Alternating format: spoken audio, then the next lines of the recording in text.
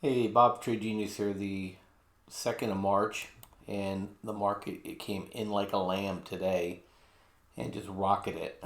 And but my most interesting thing is really watching VXX.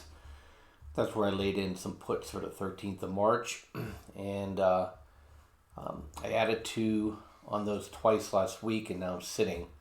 And typically, when the VIX gets over literally over 20 in 2 weeks, it usually subsides. It got to 50.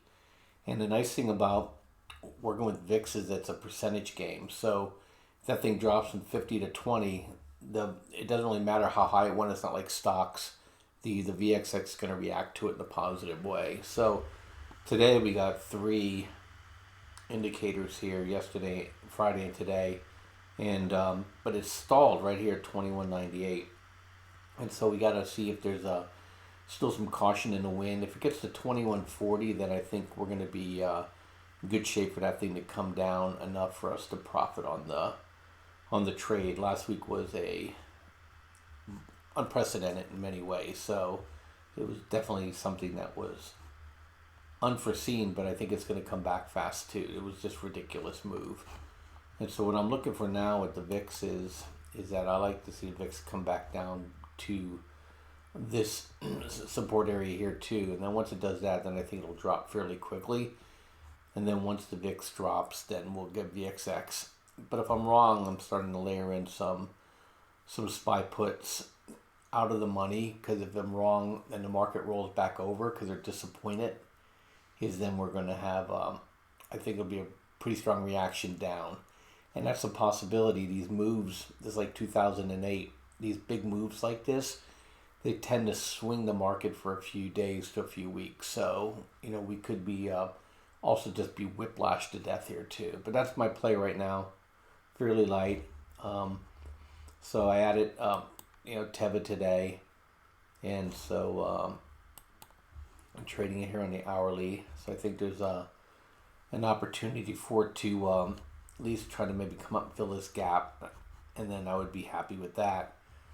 And with all the talk here around the pharmaceuticals and the medical space, and we may get a bit of a lift.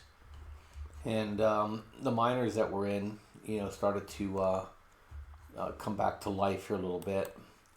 So I'm watching this one here. This one really got hammered, Shimani, Stillwater. And, there's some gaps up here to get filled. And I think we're going to fill these as soon as they cut rates. We'll move this thing back into black. I kept it. I just pulled the stop, and just is gonna sit on this thing.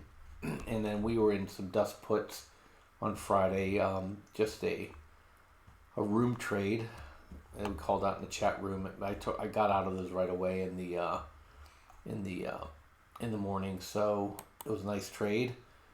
Just not sure where it's gonna go. The only thing that gives me pause here is looking at gold right here. This is on the daily.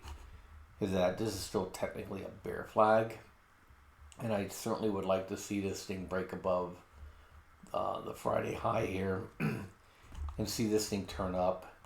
And I think that'll happen with the any kind of rate easing coordinated by the central banks, and maybe even tomorrow G7. So just something to keep an eye on. If this breaks down, then man, that'd be scary stuff. But right now, we're just gonna see if it's gonna be a fake bear flag to fool the children. So anyway, that's kind of where we stand. We'll see what tomorrow brings. G7 may announce something before the market even opens tomorrow, and that'll be something to watch right away. Thanks for listening. I'll catch you guys later. Bye bye.